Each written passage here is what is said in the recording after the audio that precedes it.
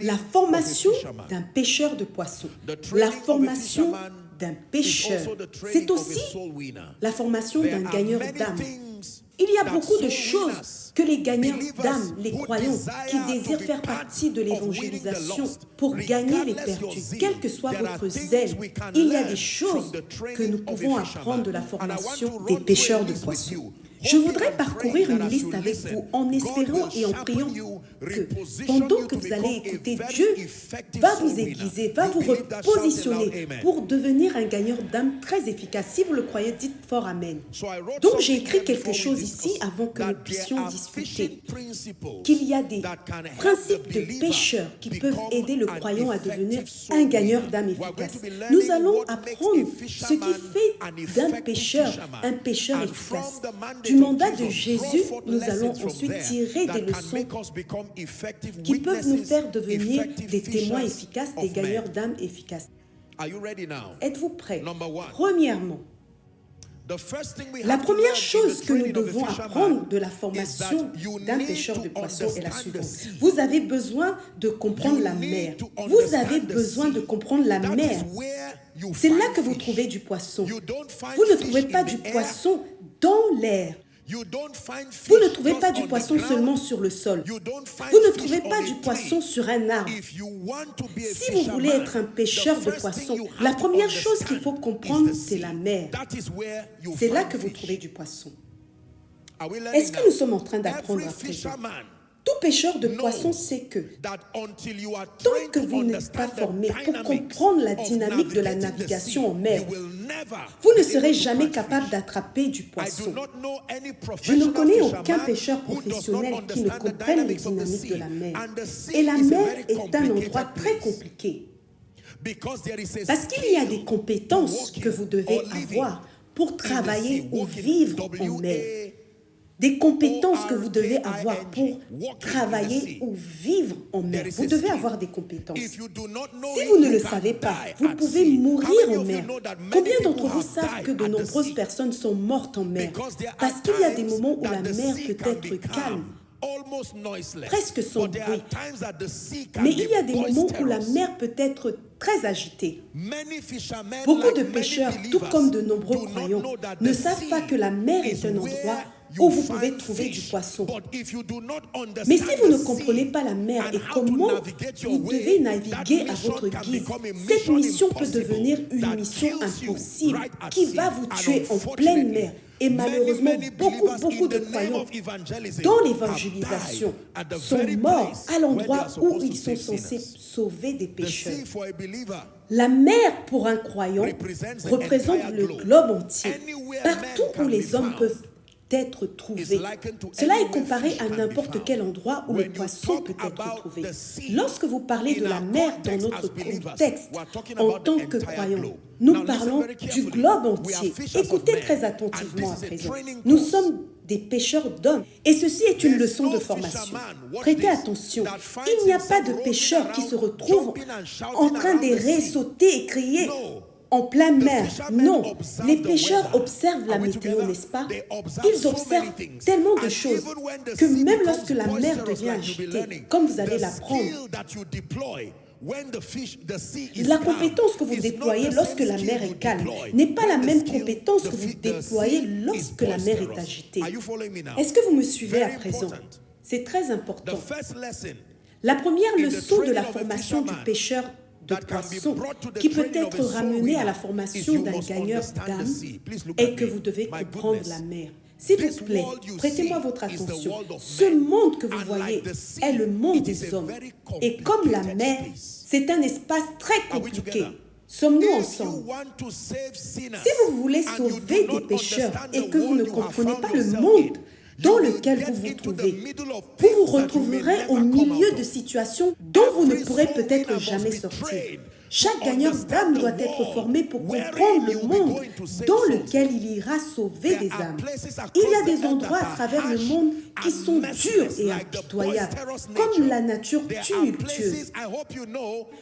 J'espère que vous savez que les poissons dans la mer ne restent pas au même endroit.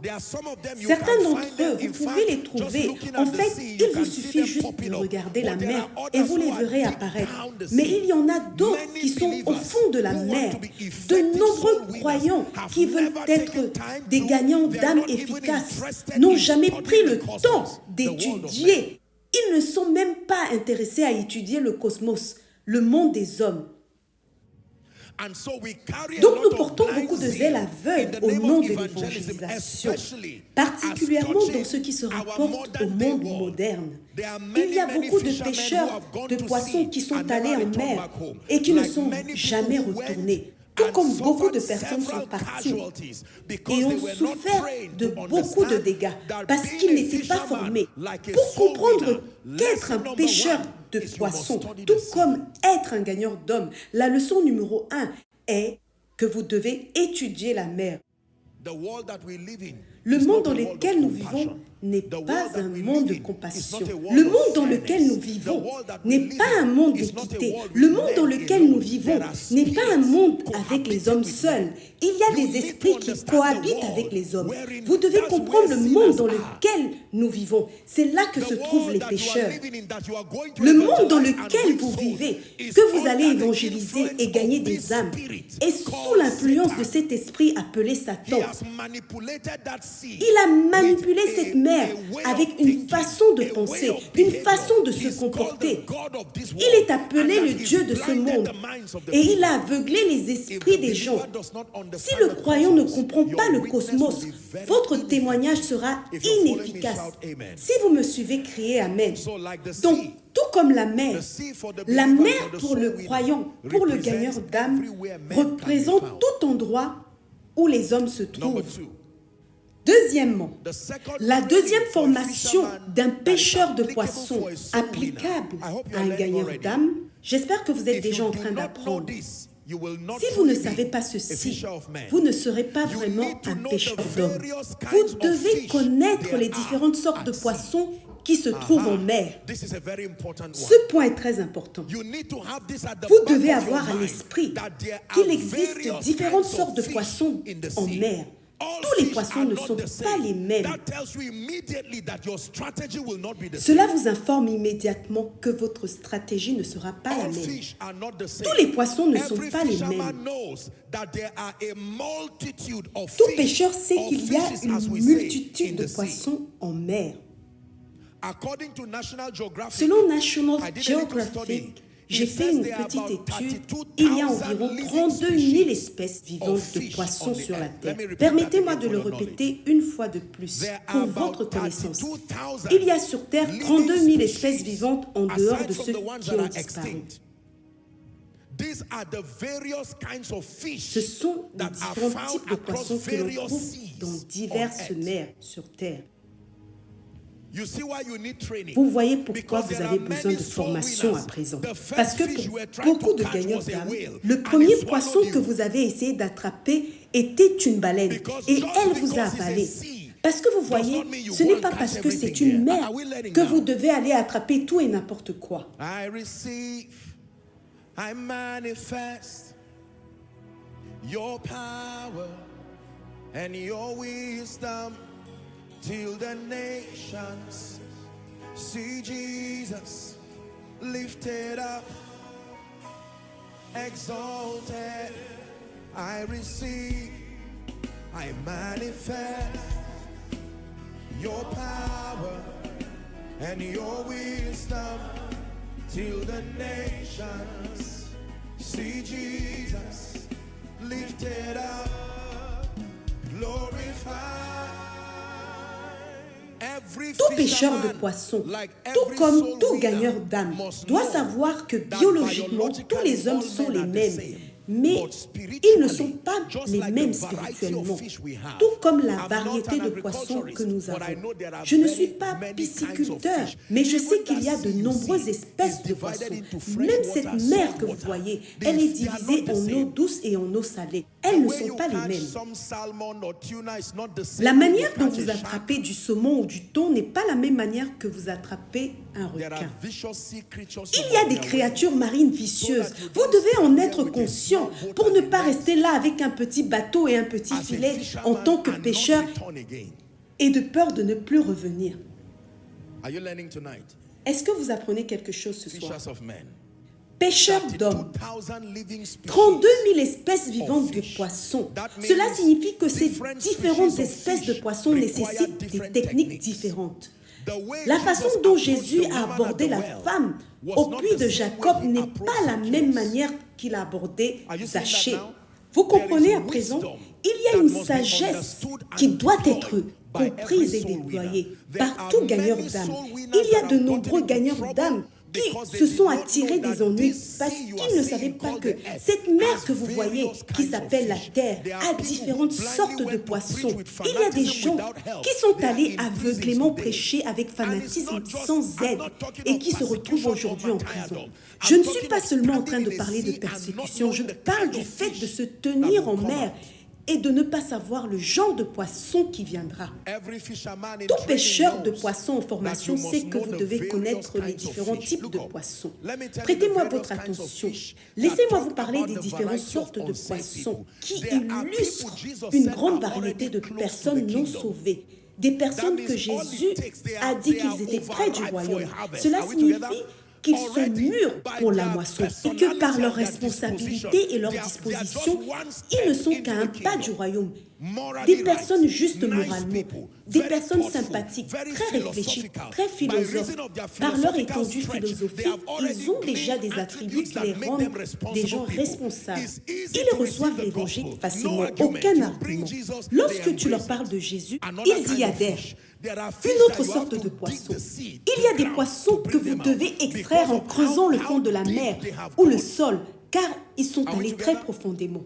Il y a des personnes, dès que vous les voyez et que vous leur dites « Je voudrais vous parler de Jésus », ils vous disent « Asseyez-vous, où est né Jésus? Je vais vous dire la date. » Et à la fin, vous vous retrouvez dans des débats et des arguments.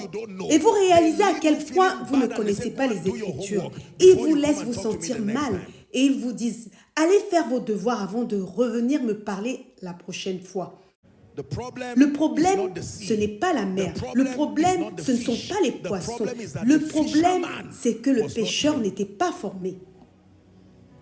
Il existe différentes sortes de poissons. Il y a des poissons qui mordent et tuent.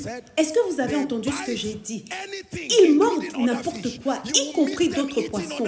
Vous allez les rencontrer en train de manger d'autres poissons avant votre arrivée. Est-ce que vous apprenez? Lorsque vous avez affaire à un poisson qui mange d'autres poissons, vous devez faire attention. Demandez à n'importe quel pêcheur, si vous rencontrez un poisson à votre arrivée qui mange un autre poisson, vous devez faire attention. Est-ce que vous avez déjà regardé les documentaires? Ces grandes baleines, elles ouvrent simplement leur bouche et permettent à ces petits poissons de nager à l'intérieur. Puis elles la referment. Et vous voulez utiliser un hameçon pour attraper ce genre de poisson? Un poisson habitué à tuer? Un poisson qui ne craint pas de verser du sang? Non, il faut une certaine intelligence pour cela. Est-ce que quelqu'un apprend à présent? La manière dont vous allez gagner à Christ une personne naïve et innocente n'est pas la même manière dont vous allez gagner un occultiste qui peut tuer. À tout moment de sa vie, il a des armes avec lui. Vous devez faire attention. Pêcheurs d'hommes. Sommes-nous en train d'apprendre? Il y a des gens qui, par zèle, sont entrés dans un piège, non par erreur, mais de leur propre gré.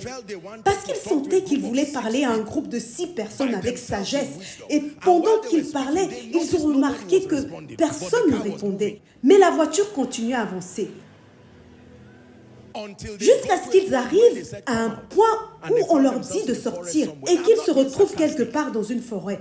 Je ne suis pas sarcastique. Nous blâmons tous sur la mission que Dieu nous a donnée, sans savoir qu'il y a une formation pour les pêcheurs. Si le poisson vous avale, il y a de fortes chances que vous soyez Jonas. Si le poisson vous avale, il y a de fortes chances que vous ne soyez pas un pêcheur. S'il vous a dit de continuer à marcher sur la mer, même si vous coulez, il vous tiendra. Parce que c'est sa parole qui vous a dit de venir à lui. Donc parfois nous devons nous arrêter de blâmer Dieu pour les inefficacités que nous expérimentons sur le champ de mission. C'est plutôt le produit du zèle sans entraînement. Il y a des gens qui sont morts comme des véritables martyrs, honneur à eux. Mais il y a des gens qui sont morts de la mort de gens insensés, la mort des amateurs. Dieu est en train de former nos doigts à combattre et nos mains à la bataille. Sur la mer comme sur la terre, le champ de mission est large. Il est abondant et il y a une variété de poissons. Sommes-nous d'accord? Si vous êtes en train de suivre, dites Amen. La deuxième chose que tout pécheur sait et que tout témoin et tout gagneur d'âme doit savoir, c'est qu'il y a une variété de poissons dans chaque mer. Troisièmement, la troisième chose que nous apprenons de la formation d'un pêcheur qui s'applique à un gagneur d'âme en formation, c'est qu'il existe différentes techniques pour attraper du poisson. Lorsqu'il s'agit de l'affaire de la pêche, tout comme lorsqu'il s'agit de gagner des âmes, la mission est la même, le message est le même, mais il y a diverses techniques. Et vous savez pourquoi à présent? Parce qu'il existe différents types de poissons. Donc la troisième chose que j'aimerais que vous appreniez, et j'espère que vous êtes en train d'apprendre, c'est qu'il y a différentes techniques pour attraper du poisson. Par exemple, il y a ce que l'on appelle l'appât et l'hameçon. Lorsque vous accrochez un appât à un hameçon, vous avez déjà vu des pêcheurs faire cela. Généralement, cela convient pour des petits poissons que vous pouvez même soulever vous-même. Et donc, ils accrochent des vers ou n'importe quel appât à l'hameçon et ensuite ils le jettent en mer auprès d'un petit étang ou d'une rivière et ils attendent patiemment. Et ils ont l'habitude de savoir quand un poisson a mordu parce qu'il mord l'appât et l'hameçon. Ensuite, ils l'enroulent vers l'arrière, le tirent vers le haut et le mettent dans un panier. Beaucoup d'entre vous l'ont essayé. Probablement, beaucoup d'entre vous pêchent de cette manière. Une autre stratégie consiste à jeter votre filet. L'utilisation des filets s'appelle la pêche au filet. Vous pouvez jeter votre filet. Et même dans cette technique, comme j'ai pu l'étudier, il y a plusieurs savoir-faire. Mais je le mets au frais pour un autre jour. Au moins cela vous informe qu'attraper du poisson ne nécessite pas seulement une seule approche. Cela est très puissant.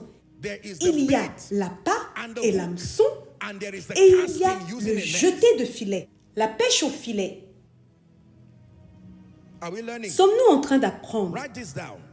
Écrivez ceci sous le point 3. Tout le monde ne sera pas sauvé lors d'une croisade. Tout le monde ne sera pas sauvé par un prédicateur.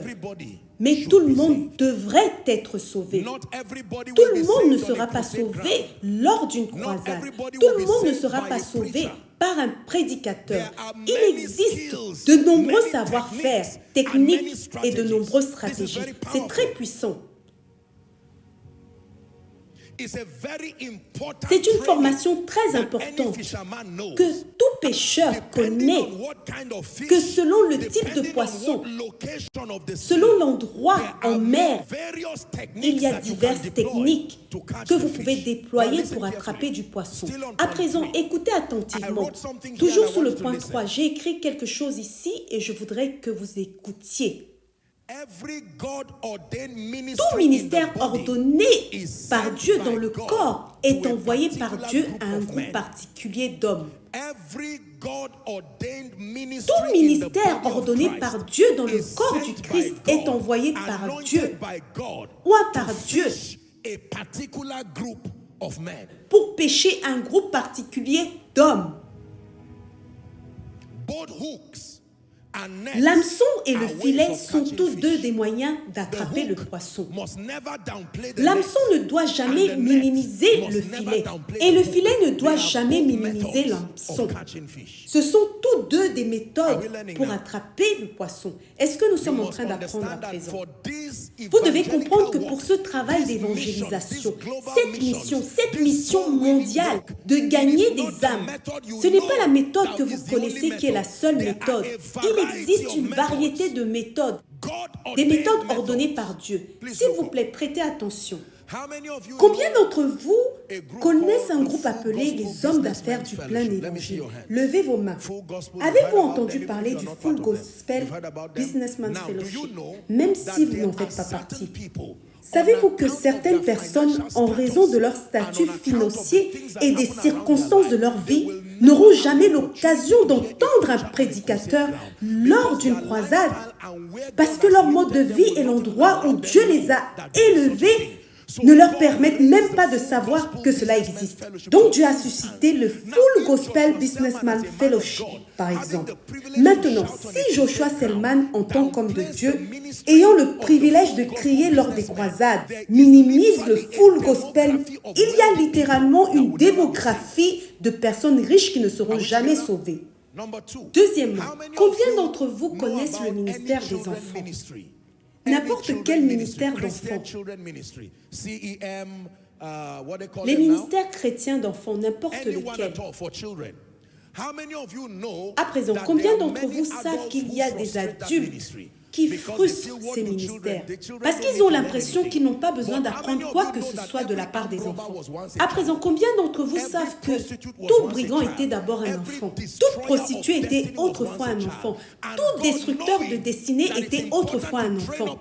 Et Dieu, sachant qu'il est important d'éduquer un enfant sur le chemin qu'il doit suivre et que peu de parents connaissent suffisamment Dieu pour répondre à la destinée des enfants, il a placé ce fardeau sur certaines personnes pour enseigner les enfants. Et pourtant, ces ministères, dans de nombreux endroits, sont négligés, ignorés et considérés moins que des ministères apostoliques tels que celui-ci. L'hameçon doit respecter le filet. Ils sont tous les deux des outils conçus pour attraper du poisson. La seule chose qui diffère, c'est qu'ils attrapent des poissons différents. Il y a des filets trop larges pour attraper des petits poissons. Les poissons vont simplement se faufiler volontairement pour s'échapper. Le poisson ne saura même pas qu'il y avait un filet parce que le filet était trop grand pour le poisson. Sommes-nous d'accord? Donc vous allez trouver ce pêcheur dans une classe d'enfants en train d'enseigner et sauter comme un enfant. Et vous allez vous demander, mais qu'est-ce que cet adulte fou est en train de faire? Rappelez-vous qu'il y a des petits poissons que votre grand filet ne peut pas attraper. Cependant, ils ont besoin d'être attrapés.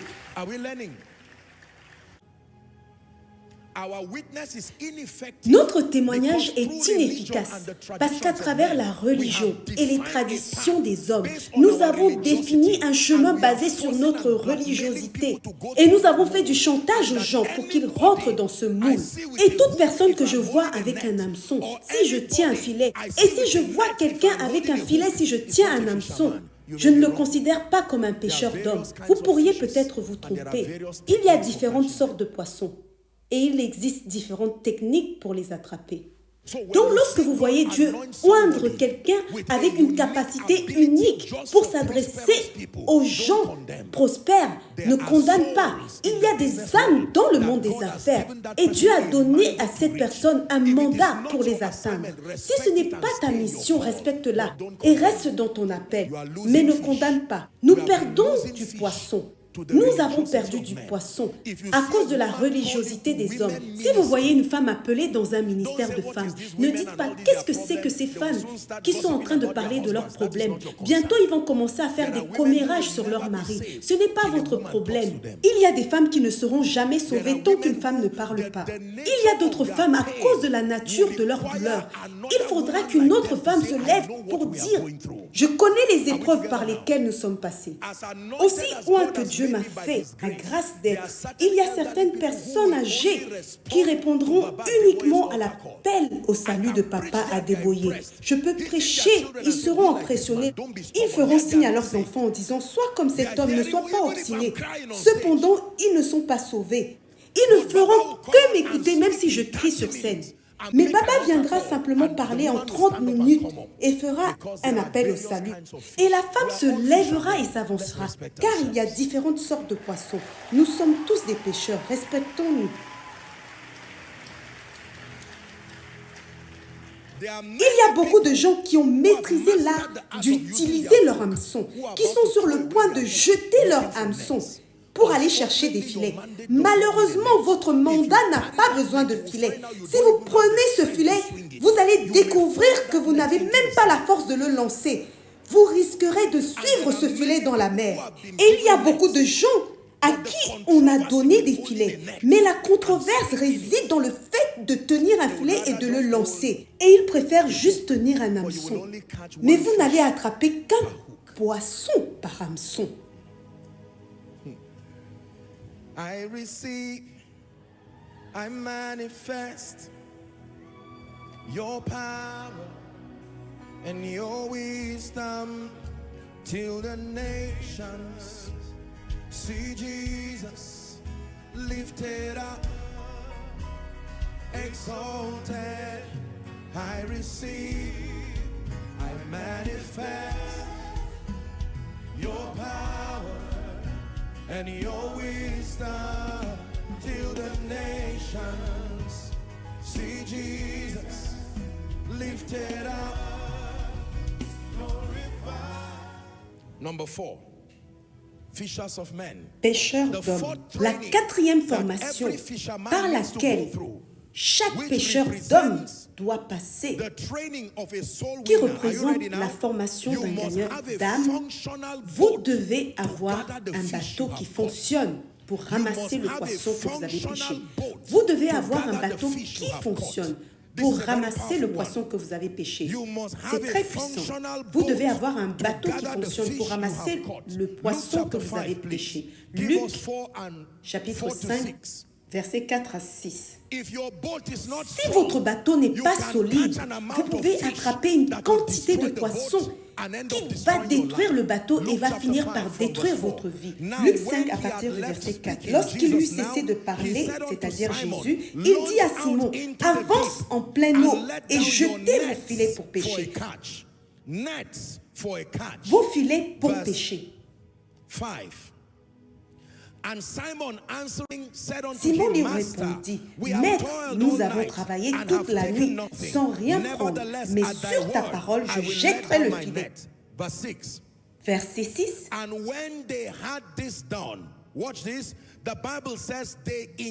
L'ayant jeté, ils prirent une grande quantité de poissons. Et il y avait un problème à présent avec cette récolte. Leurs filets se rompaient. Leurs filets se rompaient. Et j'imagine que le bateau, ce bateau-là, où ils ont tout transféré, était maintenant en train de couler à cause de la taille, de la quantité de poissons. Puis-je vous dire ceci?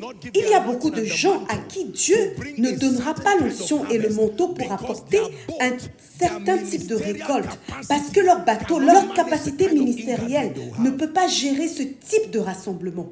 Avec tout le respect que je vous dois, il y a des serviteurs de Dieu, il y a des plateformes chrétiennes à qui Dieu ne peut pas donner 1000 âmes en un jour, parce qu'il n'y a pas de bateau qui a été conçu pour garder ce poisson. Premièrement, parce qu'il n'y a nulle part ailleurs pour mettre les âmes qui sont sauvées. Vous voyez, laissez-moi vous dire ceci. Chaque fois que vous allez attraper autant de poissons et que le bateau est trop petit, quelque chose va se passer. Vous, y compris le bateau et le poisson, seront perdus. Avez-vous des systèmes en place pour suivre les pêcheurs qui ont été sauvés? Ou est-ce que c'est un seul homme qui va faire tout et vous allez mourir de stress en un mois? Parce que le problème n'est pas la récolte. Le problème, c'est l'efficacité du bateau. Sommes-nous en train d'apprendre? Tout pêcheur sait que, selon le type de poisson que vous désirez attraper, vous devez vous assurer que le bateau soit efficace. Le bateau peut signifier l'Église, le bateau peut signifier votre stratégie de suivi, le bateau peut signifier les personnes que vous avez élevées pour pouvoir s'assurer et faire en sorte que les âmes et les pêcheurs qui sont sauvés ne soient pas perdus.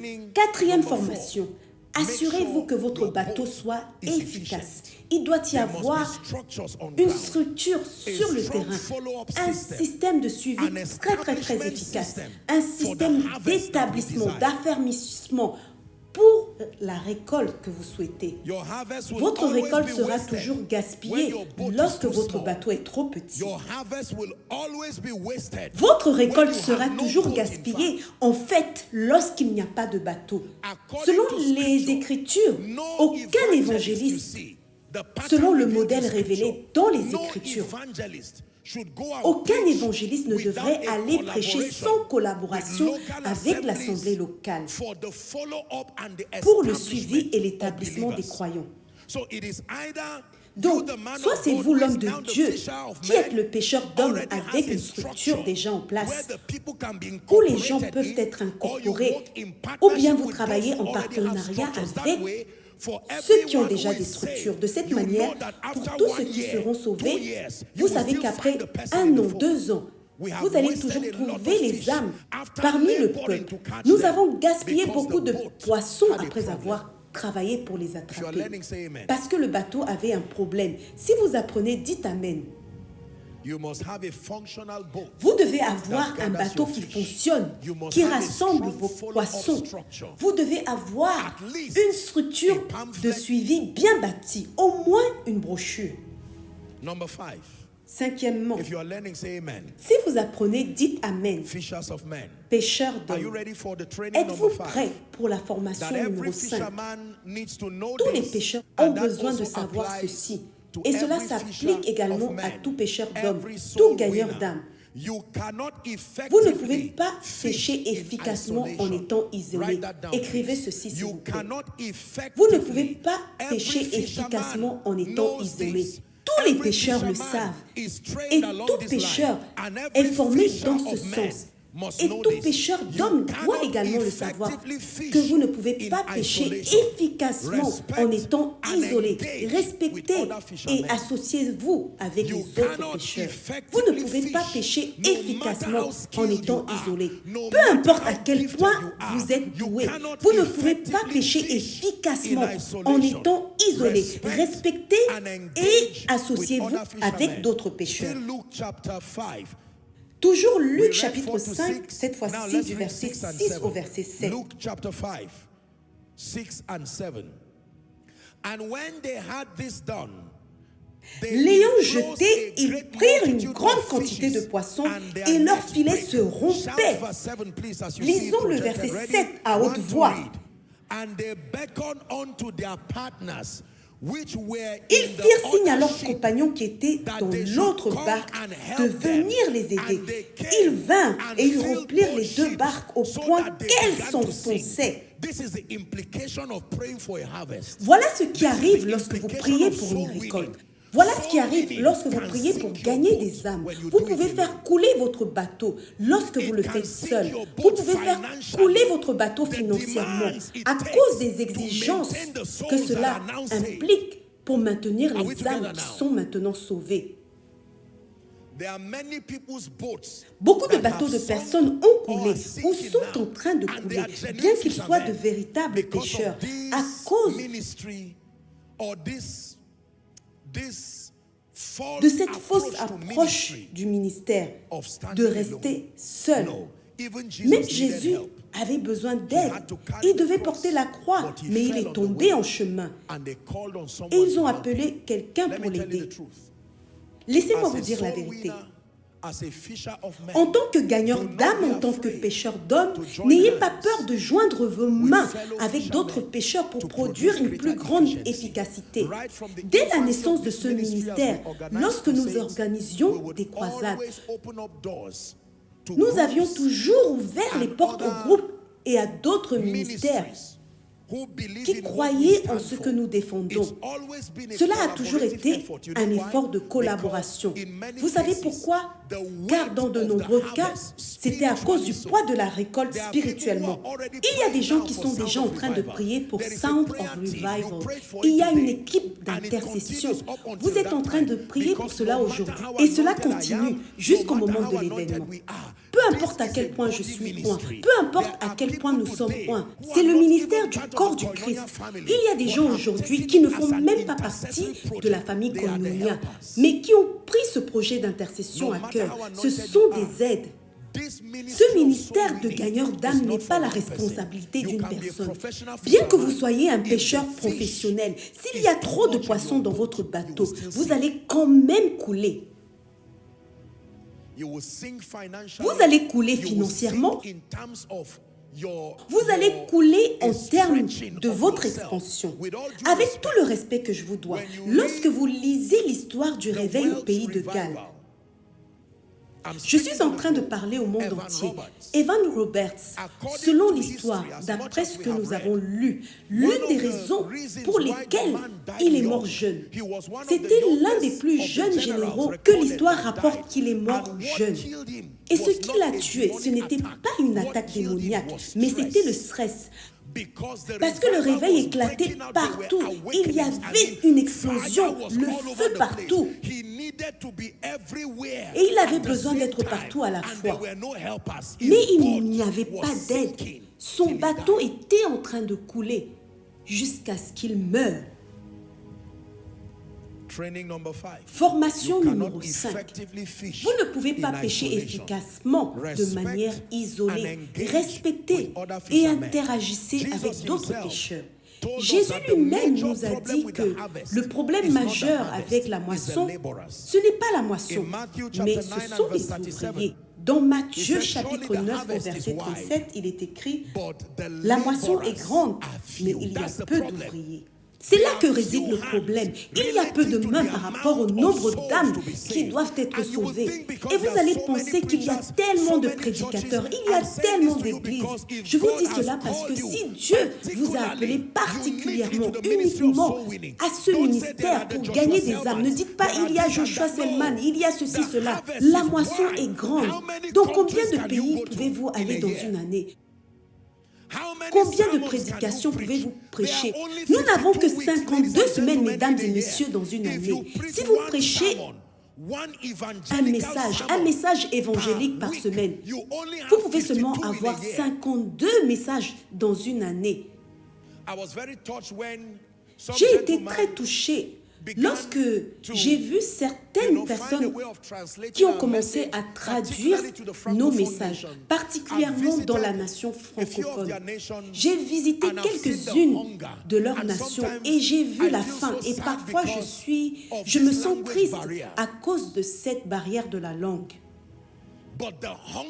Mais il y a cette soif d'apprendre. Et savez-vous qu'à cause de cette faim, cette soif d'apprendre, certains d'entre eux ont dû apprendre l'anglais pour pouvoir comprendre ces enseignements. C'est une puissante communication de zèle.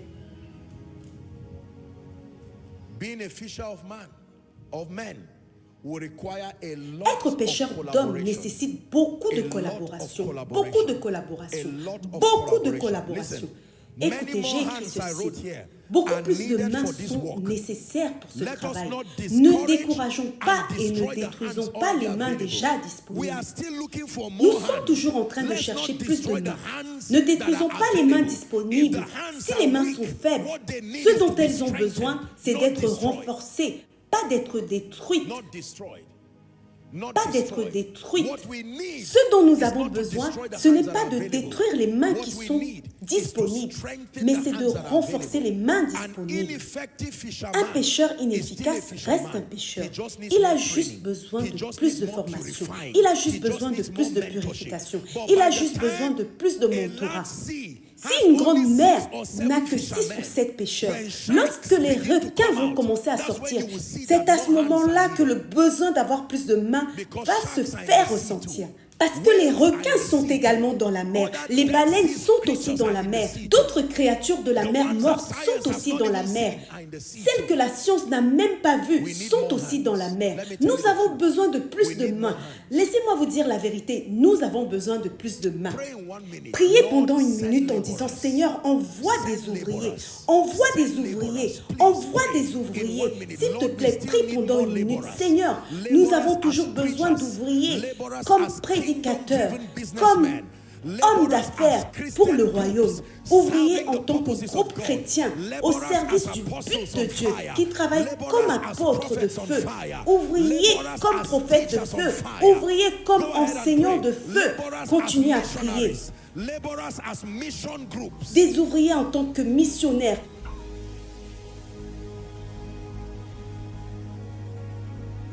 The harvest is wide. We need more hands. La moisson est grande.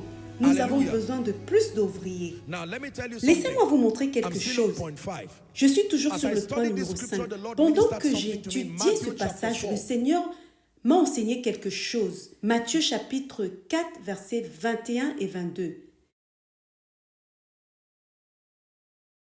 Ce n'est pas parce que vous êtes un pécheur qui est en train de pécher que vous n'allez pas continuer la formation. Je dois dire cela parce qu'il y a beaucoup de pécheurs, tout comme il y a beaucoup de prédicateurs. Je dois dire cela. Il y a beaucoup de pécheurs, tout comme il y a beaucoup d'églises, beaucoup de ministères. Le problème, ce n'est pas le zèle. Le problème, c'est la stratégie de la pêche. Laissez-moi vous montrer quelque chose dans ce passage. Matthieu chapitre 4, versets 21 à 22.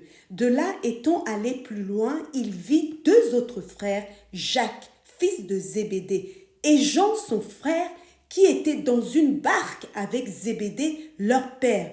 Et qu'est-ce qu'ils étaient en train de faire? Crier le plus fort. Ils réparaient leur filet. Ils réparaient leur filet. Il les a quand même appelés. Quelque chose n'allait pas avec leur filet.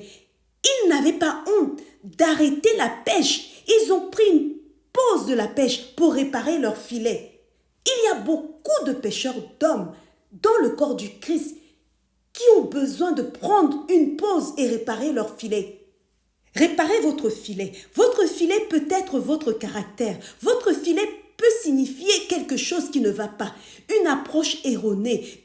Un mauvais mentorat que vous avez reçu dans le ministère. Maintenant que vous avez trouvé la lumière, arrêtez de pécher. Réparez votre filet. Il est écrit que même si Jésus a vu que quelque chose n'allait pas avec leur filet, j'aime la dernière phrase, il les a quand même appelés. Il y a beaucoup de pêcheurs d'hommes aujourd'hui, dans leur état actuel, leur pêche est inefficace. Parce que quelque chose ne va pas avec leur filet. La Bible dit que, et j'aime ce passage, lorsqu'il s'agit de réparer les filets, et les pères et les fils se sont assis pour réparer leurs filets. Ce ne sont pas seulement les fils qui se sont assis pour réparer leurs filets. La Bible dit que Jean et son frère étaient là et leur propre père Zébédée. Ils se sont tous assis et ils ont dit ceci, quelque chose ne va pas dans notre façon de conduire l'Église. Réorganisons-nous. Quelque chose ne va pas dans la façon dont nous conduisons le ministère. Cela n'apporte pas d'efficacité aux âmes. Réparons nos filets. Mais la belle déclaration ici, c'est que Jésus les a vus réparer leurs filets. Et il a dit, c'est ça, vous avez réussi le test pour être des pêcheurs d'hommes. Venez. Ce n'est pas parce qu'il vous a appelé que cela veut dire qu'il vous a libéré pour la pêche. Parfois, la raison pour laquelle il vous appelle, c'est parce qu'il a vu la véritable repentance. Non parce que vous êtes prêts, mais parce qu'il a vu la véritable repentance. Il a vu le brisement, que vous êtes prêts à faire le ministère de la bonne manière. Réparez vos filets. Ceci est un message pour quelqu'un. Vous êtes appelé, mais réparez vos filets. Réparez votre filet en réparant votre caractère. Réparez vos filets en faisant ressortir toutes les impuretés qui ne vous permettent pas de faire le ministère de la bonne manière. En éliminant la haine, réparez vos filets, en poursuivant une formation ministérielle pour apprendre d'autres aspects du ministère.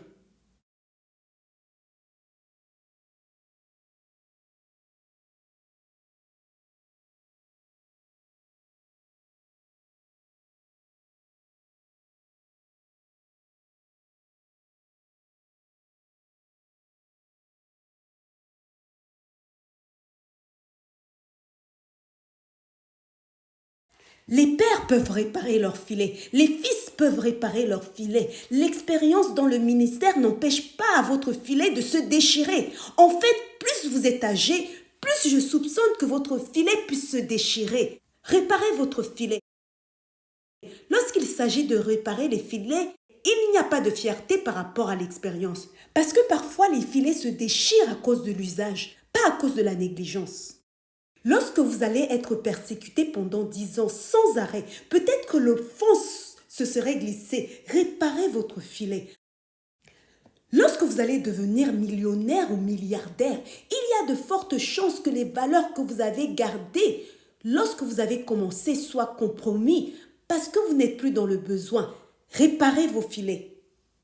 Pouvons-nous prier pour le corps du Christ pendant 1 minute avant de continuer? Seigneur, nous prions, allez-y prier. Nous prions pour les apôtres, les prophètes, les évangélistes et les professeurs. Allez-y prier maintenant. Nous prions pour les hommes d'affaires, pour les capitaines de l'industrie dans le royaume, Seigneur, comme les fils de Zébédée, comme Jacques, comme Jean. Nous sommes dans une saison où Dieu est en train de réparer les filets. Et c'est l'appel de tout le monde. Répare ton filet. Apôtre, répare ton filet. Vous êtes appelés, mais réparez votre filet. Prophète, réparez vos filets. Évangélistes, réparez vos filets. Koinonia, réparez vos filets. Tout le monde peut réparer son filet. Vérifiez votre filet.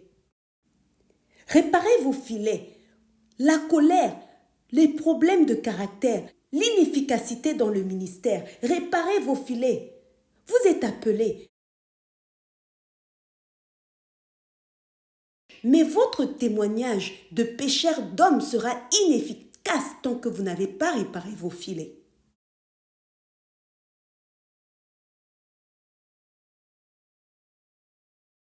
Jésus a été impressionné. Vous avez un bateau et vous avez encore l'humilité de vous asseoir, vous le Père, avec votre famille. Il les a appelés, il a dit, venez. Vous devez faire partie de ce mouvement. Réparez vos filets. Réparez vos filets. La réparation peut être la restauration de votre vie de prière. Réparer votre filet peut être se couper de certaines associations ministérielles destructrices qui vous ont enseigné des choses qui ne faisaient pas partie de la base de votre connaissance de Dieu. Il y a une manière de faire le ministère. Il y a une manière de gagner de l'argent grâce au ministère. Vous pourriez avoir besoin de réparer vos filets. Votre appel est authentique, mais en partenariat avec certaines de ces mauvaises associations, cela peut ne pas fonctionner pour vous. Réparez vos filets. Peut-être pour être restauré dans ce ministère en tant que père, en tant que mère, comme vous devriez le faire. Sixièmement, sommes-nous en train d'apprendre? Nous sommes en train de discuter sur le thème de pécheur d'hommes. La 6e formation que chaque pécheur doit suivre pour être efficace et qui s'applique à chaque pécheur d'hommes et à chaque témoin. Êtes-vous prêts pour cela? La pêche nécessite une grande patience, de la persévérance et de la discipline. La pêche nécessite une grande patience, de la persévérance et de la discipline. La pêche nécessite une grande patience, de la persévérance et de la discipline. Dois-je le dire autrement? Gagner des âmes nécessite une grande patience, de la persévérance et de la discipline. Tout comme la pêche, gagner des âmes nécessite une grande patience, de la persévérance et de la discipline enveloppée de compassion authentique. Oh, vous devez ajouter cela. Gagner des âmes est un jeu sans la compassion. La compassion est ce qui rend le ministère de gagneur d'âmes authentique et non pas le ministère. Est-ce que nous apprenons Éphésiens chapitre 2, s'il vous plaît, du verset 1 à 6. J'ai un message très fort ici. Et je crois que cela va aider à soutenir le renforcement du corps de Christ. Gagner des âmes comme la pêche nécessite une grande patience, de la discipline, de la persévérance enveloppée de compassion. Puis-je vous dire ceci?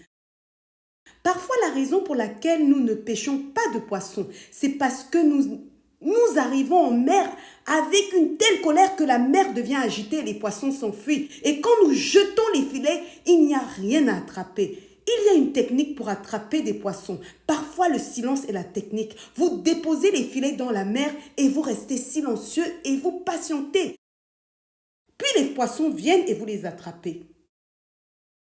Notre impatience avec le monde de ceux qui ne sont pas sauvés est l'une des raisons pour lesquelles ils s'enfuient. Sommes-nous ensemble?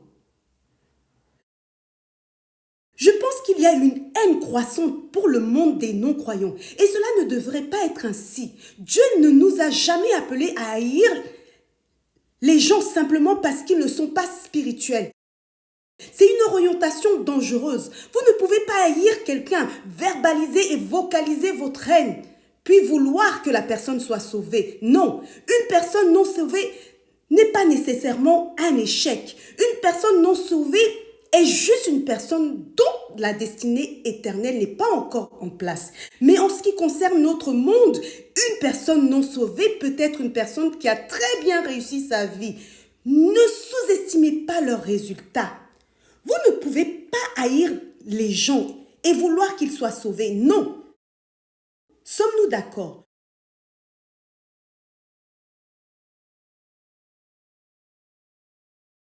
Le niveau de colère et d'agression que nous communiquons envers le monde des non-croyants, à mon avis et respectueusement, je pense que cela est trop dur pour emmener ce poisson dans notre filet. Cependant, nous ne sommes pas appelés à tolérer n'importe quoi.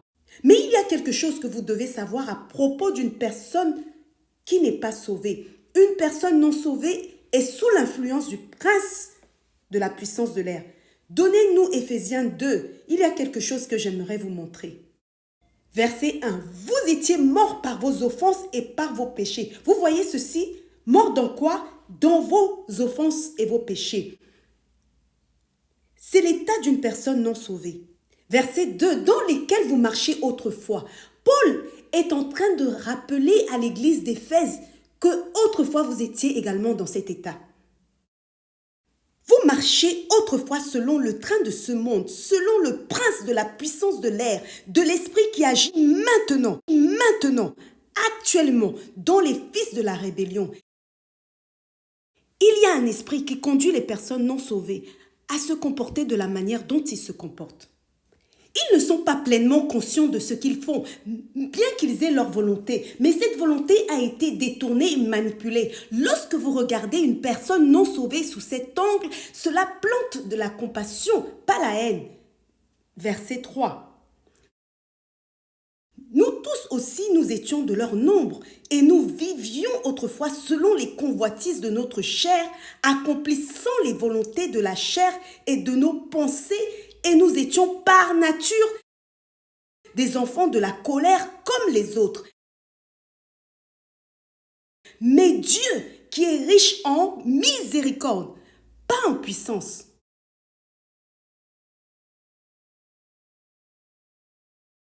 Lorsqu'il s'agit de la pêche aux hommes, la miséricorde doit précéder la puissance. Quand vous avez la puissance sans miséricorde, vous allez l'utiliser pour troubler la mer. Il faut de la puissance pour troubler la mer, mais il faut votre miséricorde pour être patient. Sachant que les poissons, dans ce cas, dans le monde des non-croyants, sont sous une influence qui est plus grande qu'eux. S'ils pouvaient s'aider eux-mêmes, Jésus ne serait pas venu mourir. Verset 4, mais Dieu qui est riche en miséricorde, à cause du grand amour dont il nous a aimés. Verset 5, nous qui étions morts par nos offenses, nous a rendus à la vie avec Christ. C'est par la grâce, c'est par grâce que vous êtes sauvés. Verset 6, il nous a ressuscités ensemble et nous a fait asseoir ensemble dans les lieux célestes en Jésus-Christ. Permettez-moi de vous dire la vérité. Par le privilège de la grâce de Dieu, je suis un gagneur d'âme. J'ai été dans ce ministère de gagneur d'âme pendant plusieurs années. C'est un ministère que je comprends par la grâce de Dieu et certains des plus grandes récoltes sont venues par la compassion, non par la puissance. Il y a des personnes qui servent dans ce ministère aujourd'hui. Si vous les aviez vues au moment où elles ont été sauvées, vous n'auriez pas cru que Dieu pouvait transformer un Saul en Paul. Donc, exprimer la haine, de la colère ou de l'agacement contre le monde des non-croyants est contre-productif. Écoutez-moi, dès que vous commencez à communiquer un sens d'auto-justice, vous perdez cette capacité à atteindre les pécheurs. Tout le monde était pécheur un jour. Dans l'iniquité, ma mère m'a conçu, il est écrit. N'oublions pas comment Dieu nous a sauvés.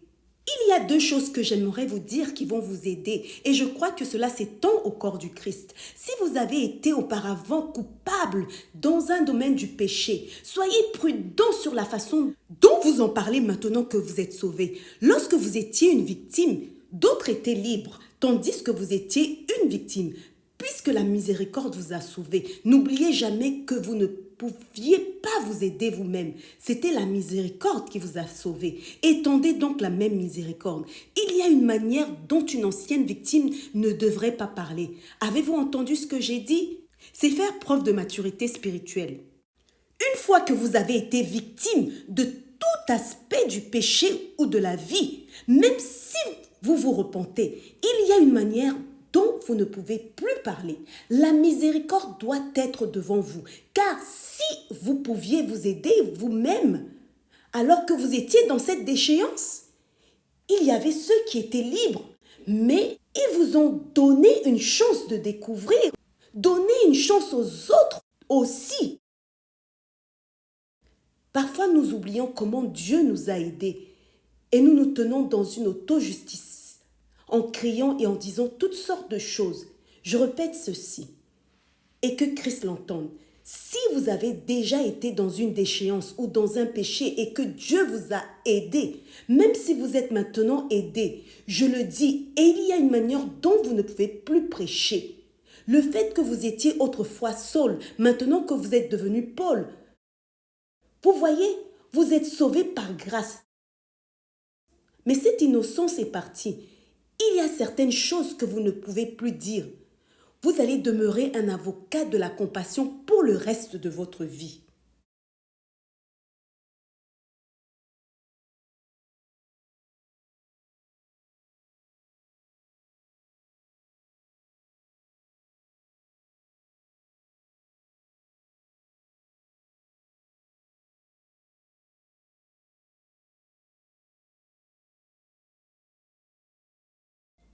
Écoutez, vous étiez un voleur avant de vous repentir. Faites donc attention à la manière dont vous parlez aux voleurs. Vous étiez impudique avant de vous repentir. Faites donc attention à la manière dont vous parlez aux personnes impudiques. Vous étiez colérique avant de vous repentir. Faites donc attention. Le fait que vous ayez été victime de cela devrait planter une plus grande compassion. Car si vous n'avez pas pu vous aider vous-même, vous devriez être davantage touché par les faiblesses des gens que ceux qui étaient innocents. Un braqueur qui est devenu sauvé ne devrait pas prêcher à un braqueur comme s'il n'avait jamais été braqueur. Est-ce que quelqu'un devient mature à présent? Vous étiez autrefois prostituée, avec tout le respect que je vous dois. Oui, je sais que Rahab a changé, mais auparavant vous étiez une prostituée. Donc, lorsque vous voyez une prostituée, ne dites pas quelle honte d'être dans la prostitution. Ne faites pas cela. Vous y étiez autrefois. C'est l'intercession des gens compatissants qui vous a amené à un point où la main de Dieu pouvait vous atteindre. Est-ce que nous apprenons maintenant? Vous étiez autrefois un père irresponsable, clairement irresponsable, mais maintenant Dieu vous a aidé. La prochaine fois que vous allez voir un père irresponsable, puisez dans votre douleur en disant « je sais ce que cela fait ». C'est la raison pour laquelle lorsque Jésus est devenu homme, quand il est monté au ciel, il n'a pas cessé l'intercession. Il sait ce que cela signifie d'être sur terre et d'être persécuté. Il sait ce que cela signifie d'être trahi. Alors, lorsqu'il s'est assis à la droite du Père, il n'a pas pointé du doigt en disant « Ah, vous êtes censé prêcher en tant que prédicateur. Pourquoi êtes-vous fatigué? C'est une honte. » Il se souvient lorsqu'il était tombé sur le chemin de Golgotha. car nous n'avons pas un souverain sacrificateur qui ne puisse compatir à nos faiblesses. Est-ce que quelqu'un apprend? Il y a beaucoup de personnes blessées dans le corps du Christ qui ont une grande grâce sur leur vie. Nous devons être très prudents. Il y a beaucoup de jeunes gens qui se lèvent. Ils peuvent faire des erreurs avec leur vie. S'il vous plaît, ne me comprenez pas mal. Nous n'avons jamais reçu le mandat d'approuver ou de tolérer le péché. Mais je peux vous dire avec tout le respect dû, lorsqu'il s'agit de cette question du péché ou de la justice, laissez cela à Dieu. Vous ne parlez que de ce que vous savez. Avec tout le respect dû, vous voyez, dans notre monde d'aujourd'hui, il y a des personnes qui ont passé de nombreuses années dans le ministère. Certaines d'entre elles sortent sincèrement pour dire « Je ne peux plus vivre une vie fausse. J'ai vécu comme ça pendant 30 ans. » Dites expérience. Dites-le encore. 30 ans dans le ministère, c'est de l'expérience. Mais cela ne vous immunise pas. Seul Dieu connaît l'état véritable de chacun. Le jour où Jésus reviendra, il y aura des surprises. Il y aura des surprises. Sommes-nous ensemble? Il y a plusieurs mers aujourd'hui qui n'ont plus de poissons à pêcher. Vous savez pourquoi? Les gens sont venus avec la puissance et l'auto-justice. Ne troublez pas trop la mer à un point que les poissons vont s'enfuir. Et vous allez vous demander pourquoi le filet n'attrape plus rien. C'est la raison pour laquelle les pêcheurs ne viennent plus à l'église, parce qu'elle est devenue un endroit agressif et hostile. Nous prêchons contre les péchés, nous prêchons contre l'injustice, mais pas d'un point de vue de perfection personnelle, car selon la justice de la loi, selon l'auto-justice, personne ne peut se tenir devant Dieu. Il y a aujourd'hui plusieurs personnes blessées dans le corps du Christ qui ne peuvent courir nulle part pour trouver de l'aide. Vous savez pourquoi? Parce qu'on trouve des épées partout. Une fois Pierre a sorti l'épée et Jésus lui a dit de la ranger. Ce n'est pas le moment de sortir les épées. Nous devons faire attention. Nous devons faire attention. Encore une fois, je vous le rappelle. Quand il s'agit de travailler sur vous-même, que vous soyez Zébédée, Jean ou Jacques, asseyez-vous et réparez votre filet. Sommes-nous ensemble? Nous avons fait fuir beaucoup de poissons. Permettez-moi de vous dire que gagner des âmes requiert une grande patience. Une grande patience. J'ai étudié de nombreux réveils et parfois il est étonnant de voir combien de personnes continuent d'intercéder sur ces terres pendant des années, jusqu'à ce que le feu tombe finalement. Combien d'entre vous savent qu'il y a des femmes qui ont prié pour leurs enfants pendant 10-15 ans? Elles ont continué à intercéder. Vous penseriez que l'enfant ne sera jamais sauvé.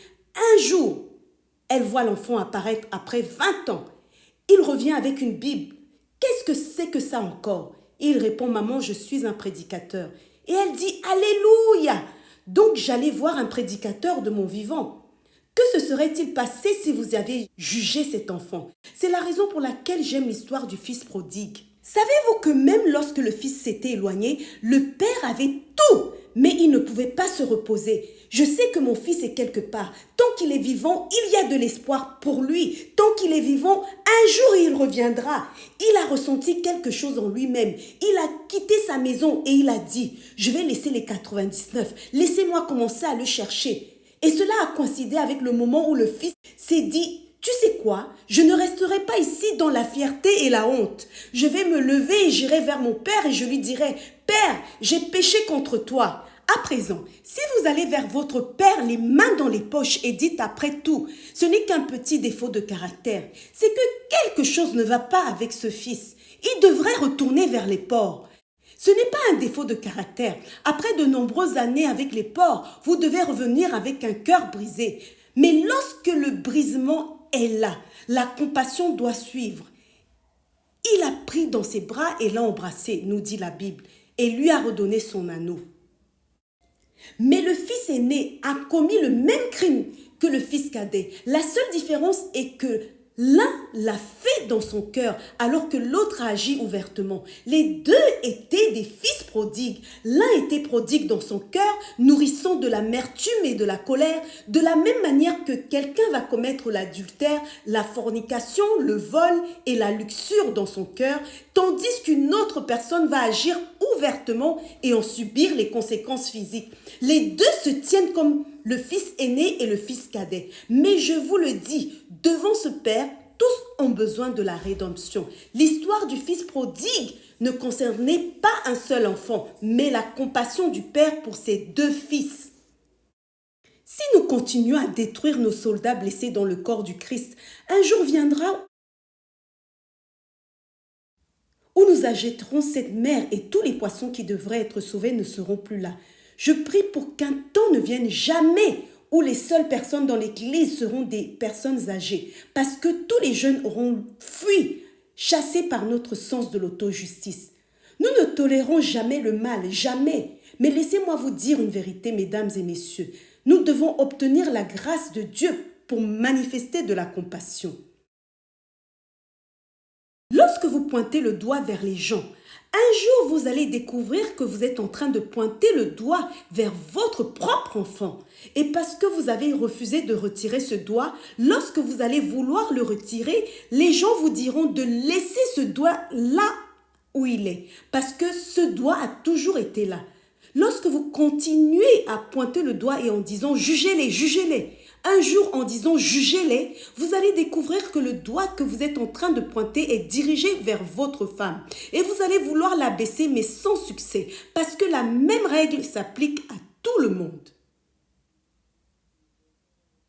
La mer ministérielle au Nigeria est trop agitée. La mer ministérielle en Afrique est trop agitée. La mer ministérielle dans le monde entier est trop agitée. On ne pêche pas en troublant trop la mer. Il y a un savoir-faire à avoir pour être un témoin efficace. Il y a des moments où il faut se taire. Vous voyez maintenant la sagesse des pères de la foi ?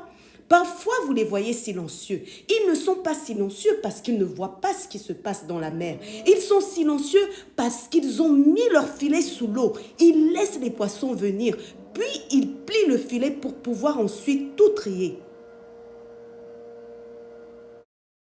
Tout le monde ne s'habillera pas comme vous le souhaitez. Tout le monde ne parlera pas comme vous le souhaitez. Tout le monde ne se comportera pas comme vous le souhaitez au moment où vous le souhaitez. Tout le monde ne viendra pas à l'église ou à cette croisade de la manière que vous le voulez.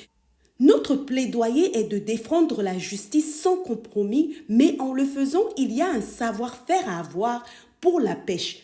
Vous jetez le filet avant que le poisson n'arrive. Ainsi, lorsqu'ils viennent dans leur diversité, vous gardez le silence. Votre silence n'est pas une faiblesse. Vous permettez au silence de la mer d'attirer les poissons afin que lorsque vous allez fermer le filet, ils soient à votre portée et que vous puissiez les sauver jusqu'au dernier.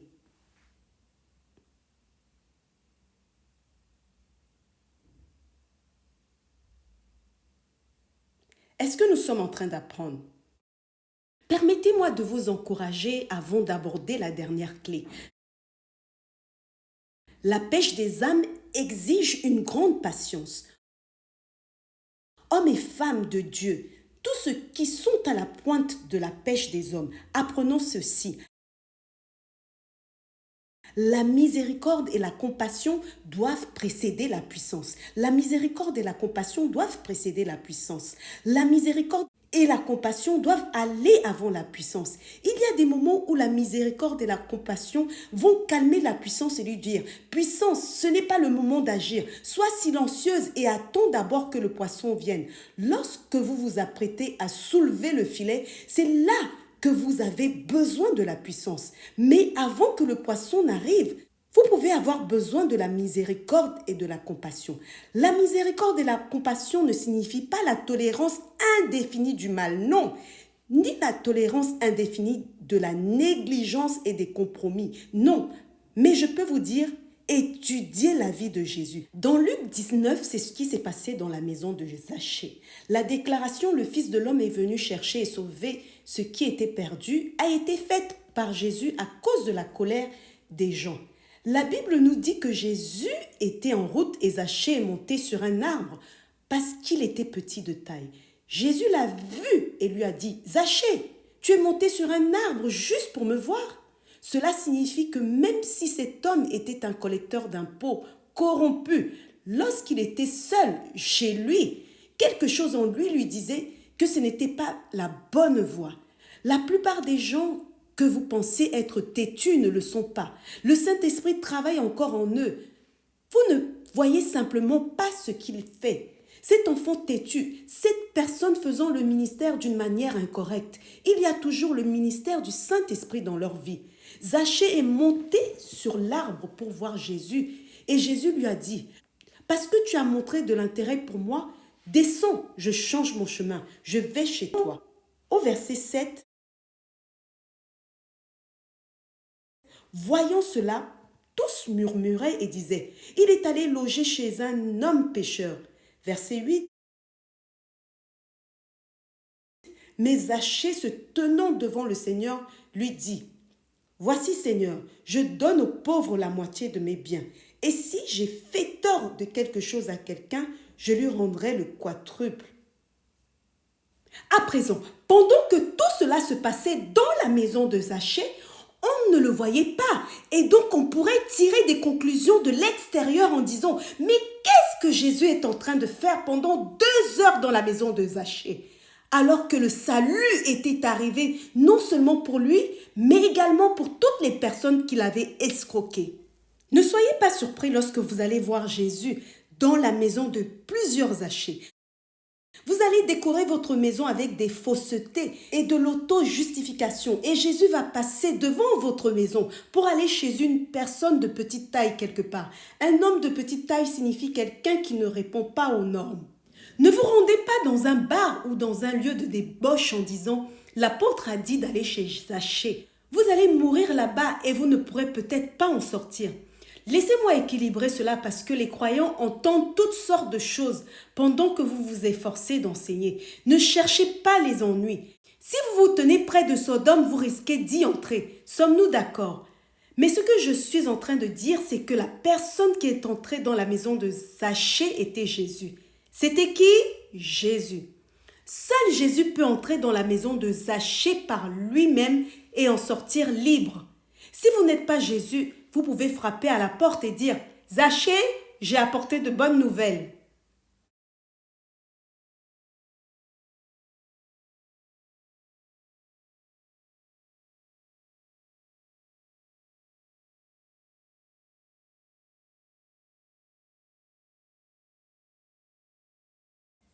Septième principe de pêche.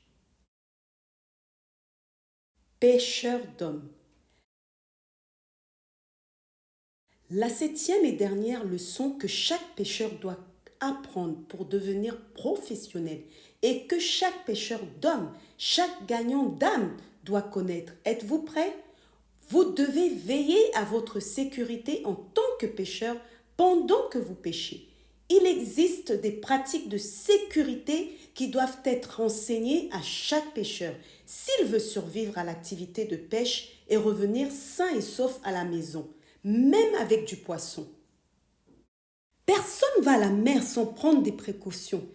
Je me souviens, il y a quelques années, lorsque je me rendais à Bonican pour prêcher, nous sommes arrivés à Porte-à-Côte et devions continuer par la mer. L'armée est venue et m'a équipé de gilets de sauvetage et de tout le nécessaire pour la sécurité. Je me suis regardée flattée et fière d'abord d'être un prédicateur, mais ensuite d'être au moins une personne de mer pour les quelques minutes nécessaires pour nous y rendre. J'ai appris toutes sortes de choses de ce voyage. Vous pouviez me voir avec mon gilet heureux, bien que ce soit un peu lourd. Je me demandais s'il fallait vraiment le porter, mais c'était nécessaire pour ma sécurité au cas où quelque chose tournerait mal. Je me souviens d'une fois où nous revenions et l'un des bateaux a eu un problème et ne bougeait plus, juste sous les vagues. J'ai dit non Seigneur, je t'ai servi toute ma vie. Où est le Dieu qui a calmé la mer? Sommes-nous ensemble? Combien de pêcheurs imprudents sont morts, non pas à cause d'attaques démoniaques, mais parce qu'ils n'ont pas été enseignés sur les risques de la pêche. Avez-vous entendu ce que j'ai dit? L'affaire de la pêche, que ce soit la pêche des poissons ou la pêche des hommes, une fois que vous êtes un pêcheur, vous exercez une activité risquée. Il existe des gilets de sauvetage, des mécanismes de sécurité que vous devez mettre en place. Par exemple, si vous êtes un pêcheur, vous devez savoir comment gérer le froid en mer. Parfois, ce qui peut vous tuer, c'est le simple froid en mer.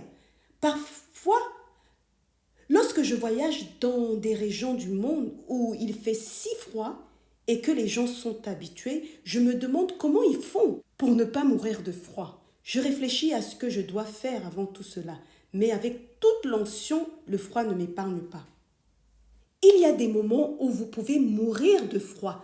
Donc, si vous allez en mer pour une longue période, lorsque Dieu vous donne une veste, ne la jetez pas parce qu'elle est lourde.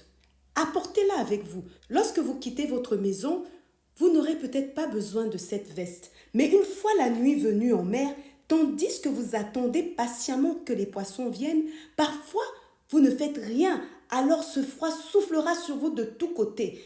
Vous aurez besoin de cette veste. Et lorsque vous allez commencer à naviguer sans votre gilet de sauvetage, parfois vous aurez besoin de votre rame pour faire avancer votre bateau.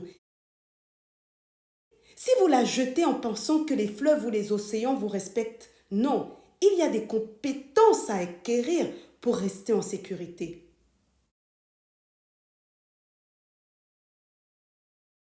Il y a des moments où vous devez comprendre la juridiction de la pêche. Combien d'entre vous savent que même les eaux ont des juridictions? Il y a des lois. Maintenant, je parle intellectuellement. Il y a des lois qui régissent la pêche. Il y a des lois de pêche dans certaines nations. Vous pouvez voir un poisson sauter. Si vous sautez dans cette rivière et attrapez ce poisson de cette rivière, vous allez en prison. Oui, vous le regardez simplement, peu importe ce que c'est. Si vous voulez manger du poisson, il y a des restaurants généralement proches de cet endroit. Mais vous n'allez pas simplement attraper celui qui est là. Donc, cela ne signifie pas que juste parce que le poisson est là, vous sautez dessus. Non, surtout dans le monde dans lequel nous vivons aujourd'hui. Vous devez comprendre la composante juridictionnelle du salut des âmes. Un État particulier dans cette nation, je ne mentionnerai pas le nom, il y a des années, je me souviens que nous sommes allés prêcher là-bas. Et lorsque je suis arrivée, nous parlions avec quelques pasteurs, les leaders, et ils m'ont dit que dans cette nation, dans cet État plutôt, ils n'ont pas de problème avec les églises, mais au moment où vous êtes pris en train d'essayer de sauver quelqu'un en prêchant directement à quelqu'un, vous avez des ennuis. Vous pouvez avoir une église, toute une église. Quiconque croit en vous, avant d'arriver dans la ville, peut venir et vous rejoindre. Mais s'il vous trouve en train d'essayer activement de gagner quelqu'un, vous avez des ennuis. Il y a des juridictions. Je vous ai dit que la pêche, qu'il s'agisse de pêche de poissons ou de pêche d'hommes, est risquée.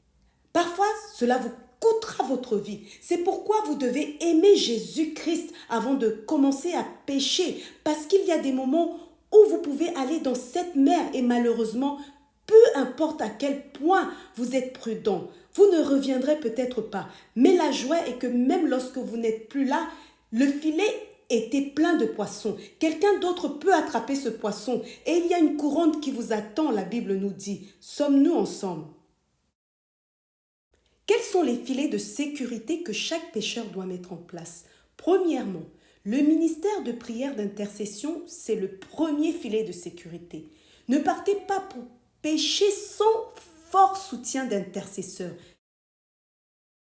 Dans environ un mois maintenant, nous serons aux États-Unis et au Canada et comme on vous l'a dit, les prières ont commencé. Si vous n'avez pas rejoint, assurez-vous de rejoindre chez vous personnellement. Semez cette graine de prière.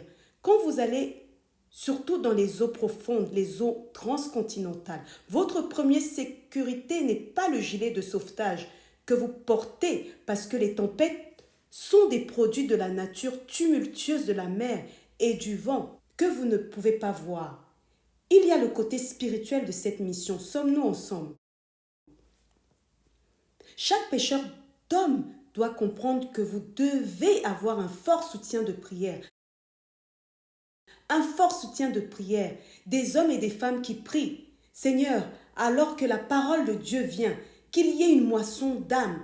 J'ai étudié le modèle d'évangélisation de Reinhard Bonnke pour redécouvrir pourquoi son approche évangélique était si efficace à travers l'Afrique, malgré la barrière de la langue.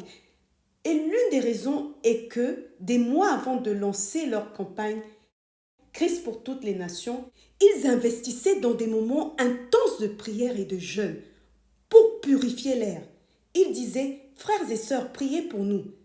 Donc, aussi loin que nous soyons, priez pour nous. Puis-je vous dire ceci, il faut plus que l'anglais et la compréhension de la Bible pour gagner les perdus. Il y a des esprits anciens qui ne permettront pas au territoire d'être ouvert. Et si vous plongez là-dedans avec vos sens intellectuels, sans prière, sommes-nous ensemble? Deuxièmement, le deuxième dispositif de sécurité dont vous avez besoin quand vous êtes un gagneur d'âme est de pratiquer des retraites périodiques. À présent, il peut être difficile pour vous de croire cela, mais un moment peut arriver dans votre vie où le salut des âmes peut devenir un rituel qui produit de la distraction. Vous pouvez être distrait littéralement dans votre mission pour le salut des âmes au point où votre vie spirituelle va mourir pendant que vous êtes en mer. Personne ne vit indéfiniment en mer. Une fois que vous avez terminé, vous devez vous retirer. Il y a beaucoup de gens, ce n'est pas le mal qui les a détruits. Ils sont juste devenus tellement pris par le rituel de l'église, le rituel de la prédication, le rituel de l'évangélisation, qu'ils ont oublié leur marche personnelle avec Dieu. Donc, personnellement, leur vie de prière a diminué. Personnellement, l'étude de la parole a diminué. Mais ils sont juste dans le champ missionnaire. En dehors de l'intercession, il y a des moments où vous devez vous retirer, pas seulement pour réparer votre filet, mais pour avoir un temps de retraite, un renouvellement de votre feu, de vos révélations, de votre grâce, de votre stratégie. Et ensuite, vous pouvez retourner à la mer. Vous faites cela que vous attrapiez du poisson ou non. Parce que parfois, lorsque vous attrapez du poisson, vous pouvez être occupé avec le commerce du poisson à tel point que vous ne savez même pas quand vous avez faim vous-même. Combien d'entre vous savent que le camion-citerne qui transporte du carburant est également alimenté, n'est-ce pas? Le camion-citerne qui transporte du gaz, de l'essence, du diesel, il doit s'arrêter, bien qu'il soit plein de gaz. Mais il s'arrête parce que le diesel qui l'alimente est fini. Il y a beaucoup de gens tenant des filets pleins d'âme, mais ils sont épuisés, ils n'ont pas d'énergie. Finalement, ils tombent d'épuisement et les filets vont s'ouvrir et les poissons vont retourner à la mer.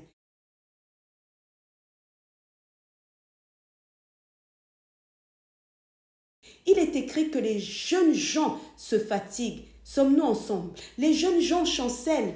Ésaïe 40 au verset 30. Les adolescents se fatiguent et se lassent. Et les jeunes gens chancellent. Mais ceux qui se confient en l'Éternel,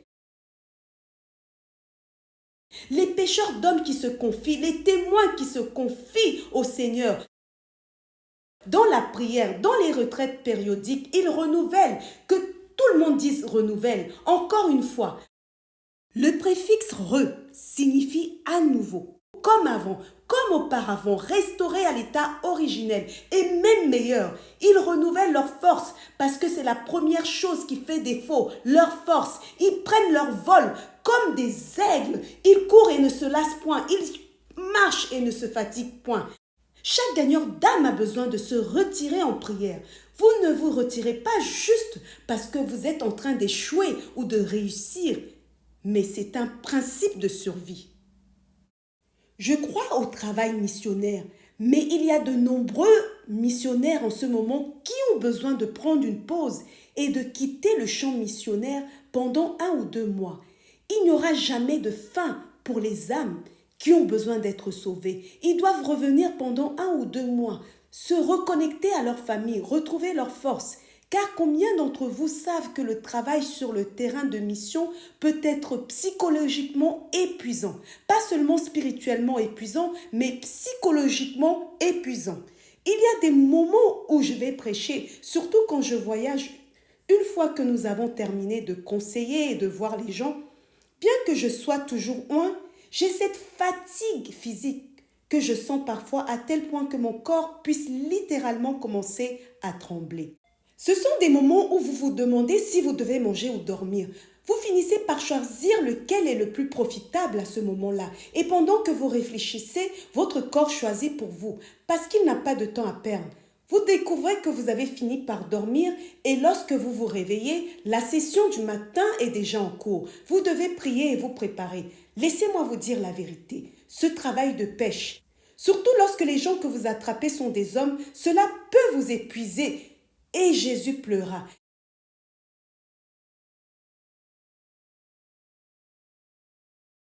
Jésus a pleuré devant la tombe de Lazare. Il a été émotionnellement touché. Jésus a pleuré à Golgotha au point que sa sueur mélangée à des larmes est devenue comme du sang. Laissez-moi vous dire la vérité. Il y a des moments où vous devez être très sincère et admettre à vous-même. Laissez-moi avoir votre attention, s'il vous plaît. Certains d'entre vous, en ce moment, servent Dieu. Mais ce dont vous avez besoin, c'est juste un peu de temps pour vous asseoir. Laissez quelqu'un d'autre vous prêcher. Vous avez été celui qui criait après tout le monde. Vous avez besoin d'être nourri vous-même. Vous avez juste besoin de vous asseoir et de laisser quelqu'un vous réconforter. Vous comprenez à présent? C'est pourquoi j'étais tellement bénie la semaine dernière lorsque je me suis juste assis et j'ai laissé mes merveilleux étudiants de l'école de ministère faire leurs choses et prêcher. Et je me suis simplement assis tranquillement. Comme c'est bon de juste s'asseoir et de laisser faire ce qu'ils font. Il y a plusieurs raisons pour lesquelles les gens meurent sur le champ de mission. Certains meurent à cause de l'ignorance. Certains meurent à cause des attaques démoniaques. Certains meurent parce qu'ils n'ont pas été bien formés. Ils se sont aventurés dans des eaux profondes sans formation. Certains meurent parce qu'ils étaient seuls. Ils n'ont pas vu la valeur de la contribution des autres brebis et des autres pêcheurs. Certains meurent parce qu'après avoir travaillé dur pour rassembler les poissons, l'épuisement les a fait retomber dans le bateau et les poissons se sont échappés et tout est parti. De sorte que toutes leurs nuits et semaines d'attente sont devenues inutiles. Écoutez-moi. Il nous appelle à être des témoins, mais la première mission d'un témoin n'est pas d'être un communicateur de révélation. Ce n'est pas d'être celui qui manifeste la puissance, mais c'est d'être un pêcheur d'hommes.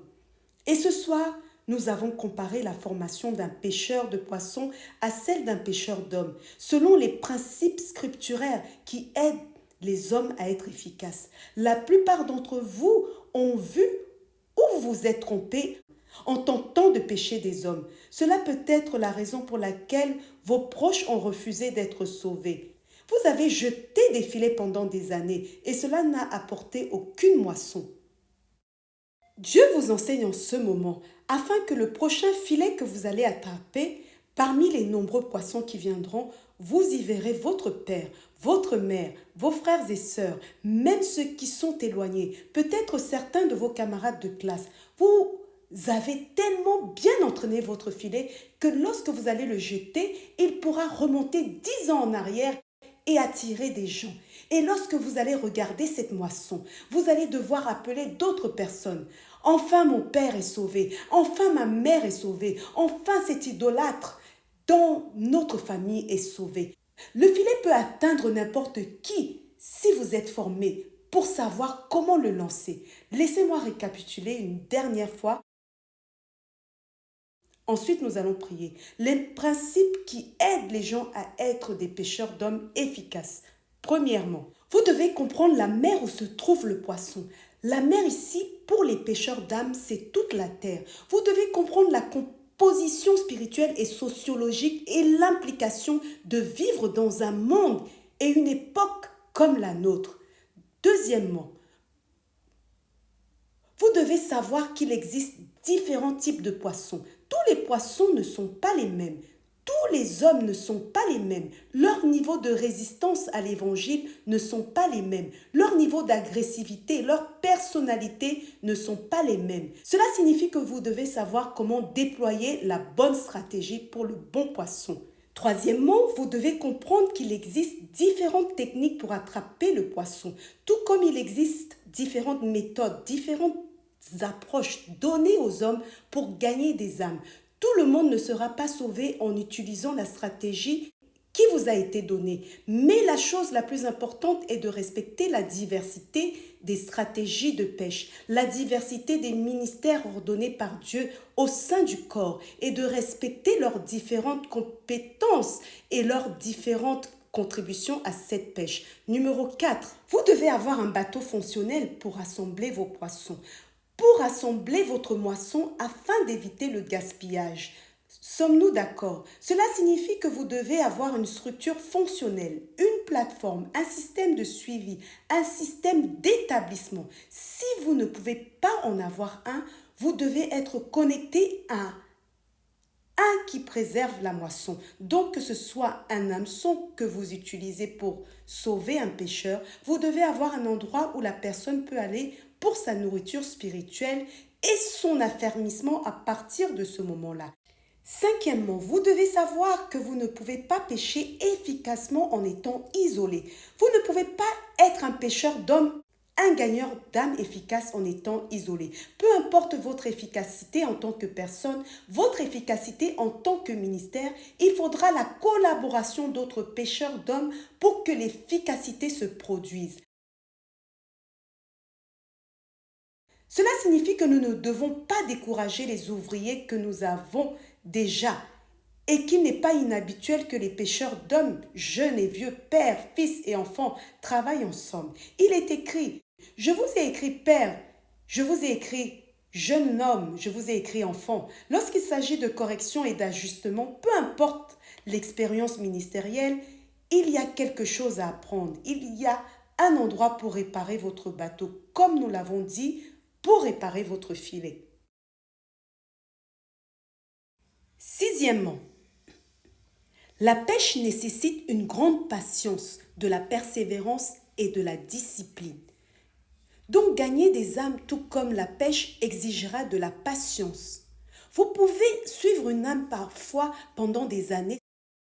Cela peut sembler un échec jusqu'à ce que vous voyiez la puissance libérée au moment où cette personne est sauvée. Je ne crois pas que le jour où Saul a rencontré Jésus, c'était le début de son processus. Je crois qu'il y avait une préparation. Sommes-nous ensemble? Nous avons besoin de patience. N'oubliez jamais comment Dieu vous a sauvé. N'oubliez jamais les différentes choses dont vous avez été sauvés. Et je vous ai enseigné en discutant de ce point que nous devons permettre à la miséricorde et à la compassion de précéder la puissance. La puissance est importante, mais pas avant la miséricorde. Lorsque la miséricorde précède la puissance, lorsque la compassion précède la puissance, cela approvisionne la puissance pour que cette puissance soit utilisée d'une manière bénéfique, mais qui ne détruise pas, afin que nous ne rendions pas la mer excessivement houleuse au point de chasser tous les autres poissons. Septièmement, dans la pêche, tout comme en gagnant des âmes, votre sécurité est aussi une préoccupation de Dieu. Et vous devez savoir qu'il y a des systèmes de sécurité que vous devez mettre en place parce que, en tant que pêcheur d'hommes, Dieu veut que vous duriez. Dieu ne veut pas que vous exerciez le ministère pendant 10 ans et qu'ensuite vous chutiez. 2 ans, ensuite vous chutiez. 5 ans, ensuite vous chutiez. Et que les gens disent, cet homme était autrefois un homme puissant. Cette femme était autrefois une grande femme. Cette église, ce ministère était autrefois puissant. Ce langage Ichabod ne devrait pas être entendu dans votre destinée. Et pendant que vous péchez, c'est un risque. Il y a des transactions spirituelles qui se passent en mer. Il y a des transactions sociologiques qui se passent en mer. Il y a des transactions émotionnelles qui se passent en mer. Vous devez vous protéger avec les bons systèmes de sécurité. Premier système de sécurité, vous avez besoin du ministère de prière et d'intercession qui vous soutient. Deuxième système de sécurité, vous devez savoir comment pratiquer des retraites. Il y en a beaucoup plus. Je ne vous en ai donné que 2. En fait, si vous voulez que j'en ajoute une de plus, je peux vous dire que le 3e système de sécurité est le suivant. Vous devez savoir comment apprendre de ceux qui pêchent depuis longtemps. Le pouvoir du mentorat. Vous devez vous soumettre à d'autres pêcheurs expérimentés avec des preuves. Car parfois, il se peut que votre technique soit inefficace. Et bien que vous n'ayez pas encore péri, mais que vous ayez failli mourir en mer, la prochaine fois que vous y retournerez, vous pourriez y mourir. Donc, une fois que vous avez eu l'occasion de vous retirer, laissez quelqu'un qui a maîtrisé la pêche vous enseigner, corriger certaines choses, puis vous pouvez retourner ensuite avec une plus grande efficacité. Laissez-moi conclure en disant ceci. Votre amour pour Jésus ainsi que votre désir de lui plaire doit être plus grand que votre désir pour le ministère, la renommée, le pouvoir, l'argent et même l'évangélisation.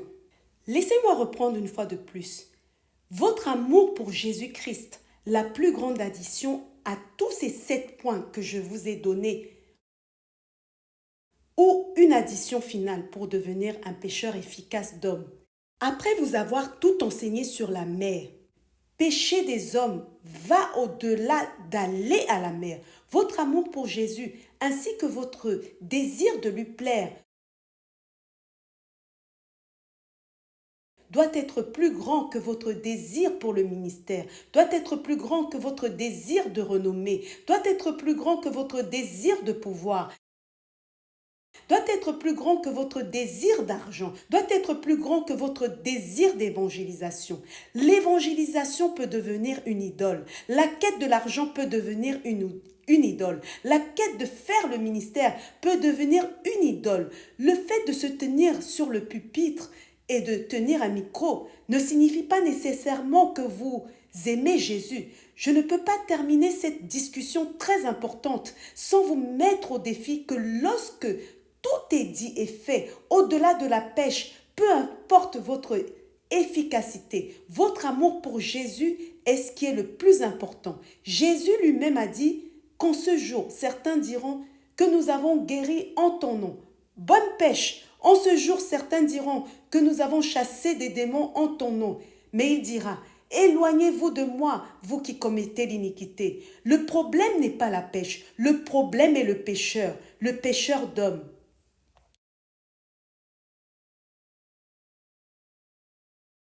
Au-delà de la capacité de pécher, au-delà de votre capacité à gagner des âmes, vous devez être sûr que vous n'êtes pas vous-même un poisson qui a besoin d'être sauvé. Cela devient une tragédie lorsque la personne non sauvée est celle qui essaie de sauver les autres. Paul a dit que je ne sois pas moi-même rejeté après avoir prêché aux autres. Êtes-vous prêt à prier? Levez-vous, s'il vous plaît, pendant que nous prions.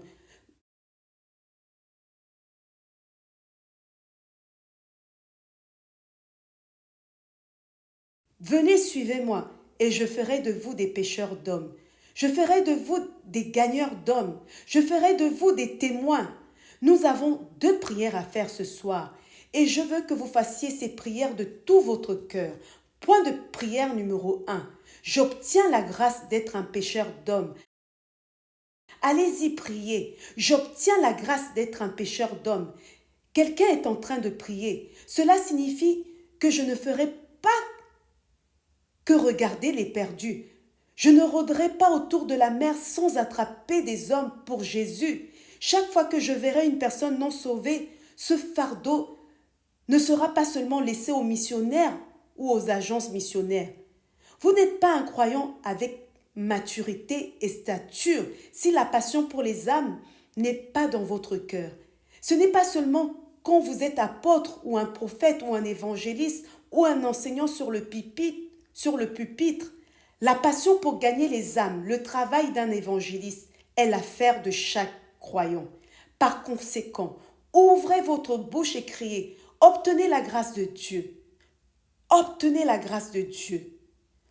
Obtenez la grâce de Dieu.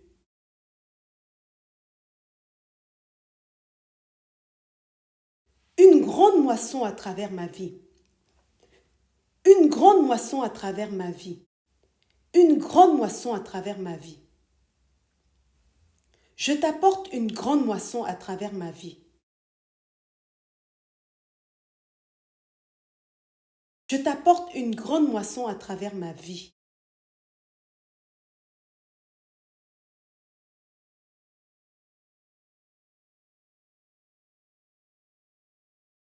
Point de prière final. Vous allez prier pour l'efficacité. Vous pouvez être un pécheur comme vous l'avez appris ou un pécheur d'hommes. Et pourtant votre témoignage est si inefficace que vous êtes à peine capable de faire quoi que ce soit en tant que pasteur, apôtre, prophète, enseignant, homme d'affaires du royaume, dans quelque dimension ministérielle que vous vous trouviez. Nous allons prier. Toutes ces clés sont le manuel de formation pour votre efficacité. Vous connaissez le domaine où vous êtes défaillant. Peut-être faites-vous partie de ceux qui ont rendu la mer agitée. Peut-être que vous avez manqué de patience et de discipline pour permettre aux poissons de venir. Peut-être que vous avez oublié sincèrement d'où il vous a sauvé. Peut-être que vous n'avez même pas étudié la mer où vous allez pêcher. Peut-être qu'il vous manque un bateau. Peut-être qu'il vous manque un filet ou votre filet est déchiré. Dans tous les cas, élevez votre voix et priez pendant 1 minute pour que Dieu vous aide à être efficace. Allez-y prier. Que de nombreuses âmes viennent à travers ma vie. Que de nombreuses âmes viennent à travers mon témoignage. Quelqu'un qui aime Jésus est en train de prier. Que de nombreuses âmes viennent à travers ma vie. Que de nombreuses âmes viennent à travers mon témoignage. Êtes-vous en train de crier au Seigneur? Au nom de Jésus. À présent, donnez-moi 1 minute. Je veux que vous mentionniez le nom de toute personne que vous connaissez dans et autour de votre vie ou de votre espace qui n'est pas sauvé. Intercédons pour ces personnes dans les 2 prochaines minutes qui vont suivre. Seigneur, elles ne mourront pas. Allez-y prier. Que vous aimiez la personne ou non n'est pas la question. J'aimerais que vous priez. Priez comme un croyant que vous êtes. Il peut s'agir de votre mari, votre femme qui n'est pas sauvée. Priez pour qu'il ou elle ne parte pas en enfer. Pas avec ce que vous avez appris. Vous n'êtes pas seulement un croyant, vous êtes un pécheur d'hommes. Il peut s'agir de votre frère, de votre sœur, peut-être d'un oncle, peut-être d'une tante, peut-être d'un collègue de travail. Que quelqu'un prie. J'intercède.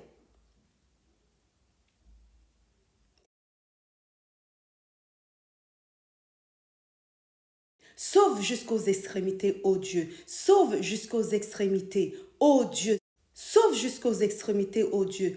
Que chaque personne non sauvée dans nos vies vienne à la connaissance salvatrice de Jésus. Que les rétrogrades reviennent à toi. Que ceux qui se sont écartés du chemin de la justice, du chemin du salut, reviennent à toi. Qu'ils reviennent à toi. Qu'ils reviennent à la maison. Qu'ils reviennent à toi au nom de Jésus. Nous avons ainsi prié au nom de Jésus.